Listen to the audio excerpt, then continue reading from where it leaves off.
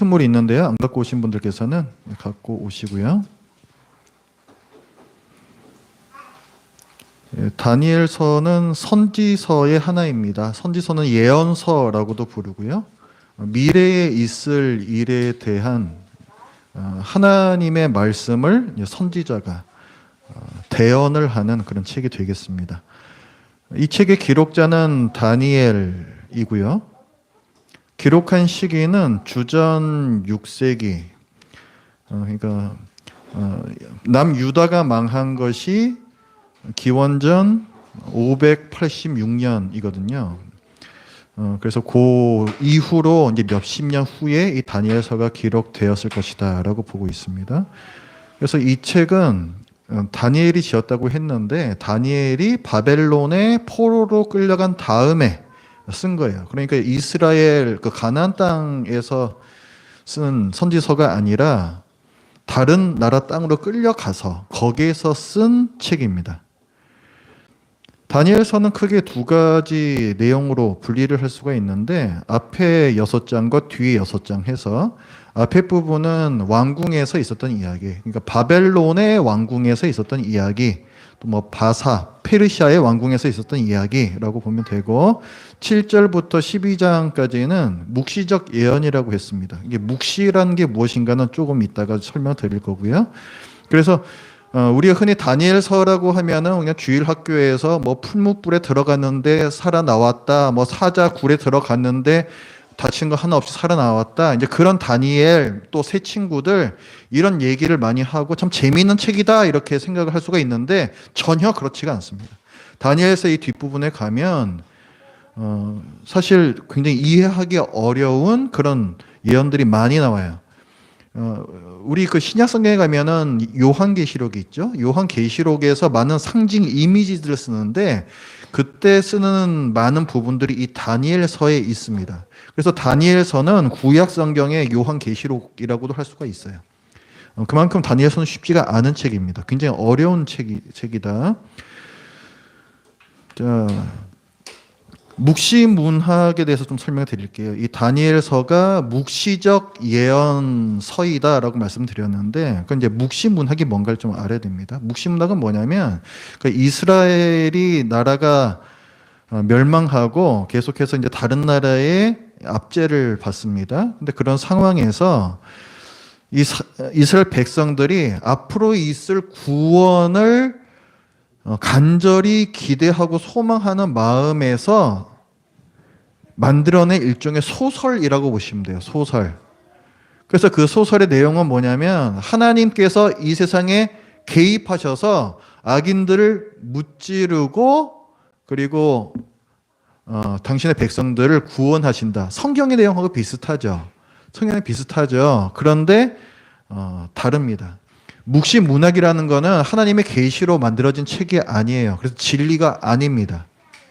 뭐 성경 내용을 알고 있으니까 그걸 바탕으로 쓴 소설책이다 이렇게 보시면 돼요. 그래서 여기에 보면은 몇 가지 특징이 있는데 이를테면은 묵시 문학은 주로 가명으로 출판이 됩니다.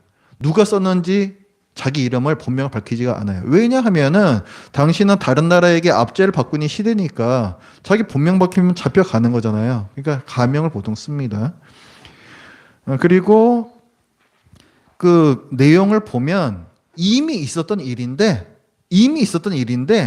그게 마치 앞으로 있을 일인 것처럼 이렇게 써놔요. 그게 무슨 말이냐면은 이 책이 굉장히 예전에 기록되었고 그런데 여기서 예언된 대로 실제로 이 사건이 일어났다처럼 보이게 하는 겁니다. 그러면은 이 책이 뭔가 대단한 책이네. 그럼 앞으로 있을 일에 대해서도 이 책이 맞추겠구만. 이제 이렇게 어떤 신빙성을 좀 주려는 의도로 그런 식으로 많이 써요. 묵시 문학이 그렇다는 거예요. 그래서 이 묵시 문학의 어떤 역할이랄까요? 이것은 하나님께서 악인들에 대해서 심판을 확정해 놓으셨으니 또 자기 백성들에 대해서 구원을 확정하셨으니 힘들지만 열심히 잘 살아라. 이제 이런 내용입니다. 이게 묵시 문학이에요. 그리고 또 묵시문의 또 하나의 큰 특징은 상징을 많이 사용해요. 숫자도 그렇고 어떤 이미지도 그렇고 좀 기괴한 어떤 이미지. 예를 들어서 다니엘서나 요한계시록도 묵시적 예언서라고 말씀드렸는데 그런 특징들이 나타나기 때문에 그렇게 부르는 거거든요. 그래서 어떤 짐승들이 뭐 땅에서 바다에서 올라온다라든가, 근데 그 짐승들이 굉장히 이상하게 생겼어요. 뭐 뿔이 10개가 있고 뭐 머리가 몇 개가 달렸고 이런 식으로 그런 이미지들인데 이게 다 어떤 상징을 하고 있습니다. 근데 묵시 문학이 그런 특징들을 갖고 있습니다. 우리가 그 묵시 문학을 볼 때 한 가지 주의할 점은 거기에 나와 있는 내용들을 어떤 실제 우리 역사하고 1대1로 매칭시키는 그런 것들이에요. 사람들이 참 좋아하는 것들인데 그거 굉장히 위험한 것입니다. 그래서 이제 묵시 문학에도 그런 어떤 상징적인 이미지들이 나오고 어떤 시간표 같은 것들이 나와요. 다니엘서에서도 이러면 일흔 일에 뭐 이런 것들이 나옵니다. 그런데 그런 거 갖다가 그 내용을 보면은 뭐 이것도 쪼개가지고 몇 일회 때는 무슨 일, 몇 일회 때는 무슨 일 이렇게 일어난다 이걸 하는데 이걸 갖다가 우리 어떤 정말 문자주의식으로 그래서 뭐 몇 년간은 어떤 일이 있고 몇 년간은 어떤 일이 있고 이런 식으로 해석을 하게 되면은 그럼 이제 저기 또 이단 따라 가시는 거예요. 그렇게 되면은 이상한 이제 종말을 막 기대하게 되는 그렇게 되는 겁니다. 그래서 그렇게 해석하면 안 돼요. 그 다니엘서도 마찬가지고 요한계시록도 마찬가지입니다. 우리가 그 성경학교 통해 가지고 그 요한계시록을 배웠잖아요. 그때도 제가 누누이 말씀드렸던 것이 뭐냐면은 숫자, 그다음에 거기 나오는 이미지 이것들은 다 상징이다라고 계속 강조를 드렸어요. 상징이다. 그것을 역사의 어떤 사건하고 일대일로 매칭시키는 것은 매우 위험하다. 이단들이 그렇게 한다. 제가 누누이 말씀드렸습니다. 다니엘서도 마찬가지입니다. 자, 다니엘서의 배경은 이제 남유다가 바벨론의 멸망을 당했고요. 바벨론이 그 남유다의 그 청소년들을 끌어가서 왕궁에서 뭐 교육시키고 또 왕궁의 관리로서 이렇게 합니다. 그래서 그 중에 다니엘이라는 사람이 있었고, 그 사람이 그 어려운 상황 가운데에서도 자기의 신앙과 또 신자로서의 정체성을 잘 지켜내는 그런 이야기가 되겠습니다. 그 내용 자체는 그래요. 내용 자체는. 그리고 그 주제를 보시면은 하나님 나라와 인간이 세운 나라를 대조를 시킵니다. 그래서 인간의 나라는 한시적인 것이고 하나님의 나라가 영원하다. 이제 이런 얘기를 해주고 있고, 그러니까 우리들이 바라봐야 할 것은 당연히 영원한 나라가 되겠죠. 그리고 인간들의 나라도 하나님께서 주권자가 되셔서 그런 역사를 다 움직여 가신다.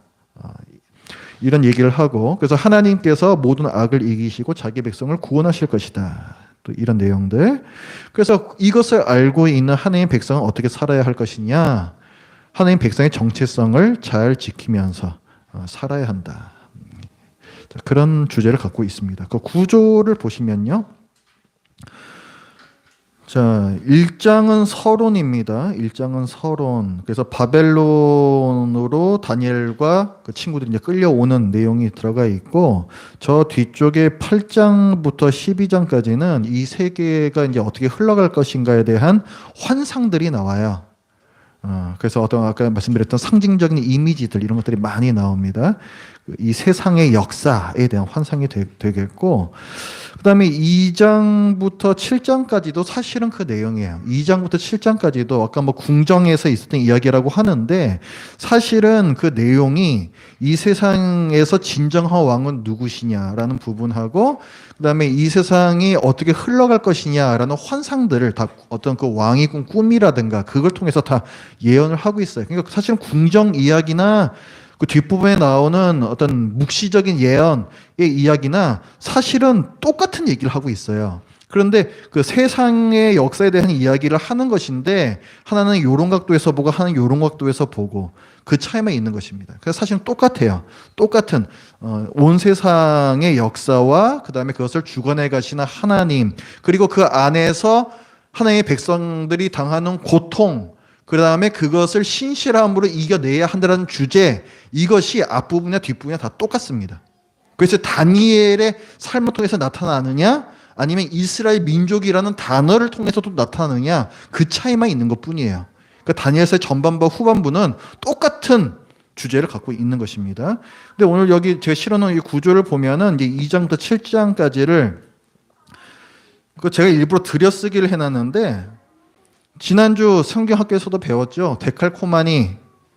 자, 뭐라 그랬어요? 교차 대꾸법이라고 얘기했습니다. 이게 교차 대꾸법 형식으로 되어 있어요. 그래서 2장에는 그 신상으로 이렇게 나타나는 어떤 꿈 이야기예요. 신상이 네 부분으로 되어 있거든요. 근데 그 각각의 부분이 네 개의 제국을 이제 의미한다. 그래서 네 나라에 대한 환상이고, 7장에 가면은 네 마리의 짐승이 나와요. 근데 이 짐승 한 마리 한 마리도 다 인간의 제국을 의미합니다. 그러니까 똑같은 네 나라에 대한 이야기예요. 근데 이 신상에서는 어떤 돌이 하나 나와가지고 깨버리는 거고, 그 다음에 이 짐승약에서는 인자 같은 이가 나와가지고 승리를 이끄시는 거예요. 그러니까 사실은 똑같은 이야기예요. 똑같은 이야기.